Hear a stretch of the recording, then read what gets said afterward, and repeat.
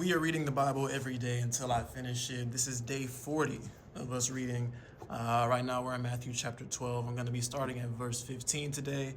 Up until this point, Jesus is still traveling around and healing people, and he's talking to the Pharisees, and they are basically plotting against him, trying to kill him. So, starting this one, it goes. Jesus was aware of this and withdrew. Large crowds followed him, and he healed them all. He warned them not to make him known, so that what was spoken through the prophet Isaiah might be fulfilled. Here is my servant whom I have chosen, my beloved in whom I delight.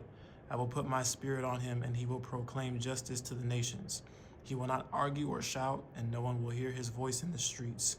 He will not break a bruised reed, and he will not put out a smoldering wick until he has led justice to victory.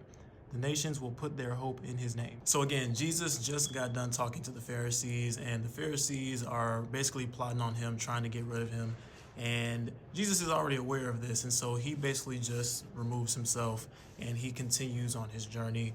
But people are still following him because he is obviously the Son of God, and people are following him because they believe in who he is, right?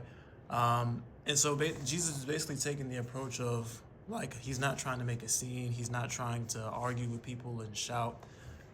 He just continues on his mission, and that's really it. So other people can do what they want to do. They can try and plot against him. They can try to anything that they want to try, but that's not going to stop him from continuing on spreading his message and trying to save the people, because that's ultimately what he was sent here to do. And all the extra stuff from the Pharisees and from the people is not going to stop him or deter him whatsoever.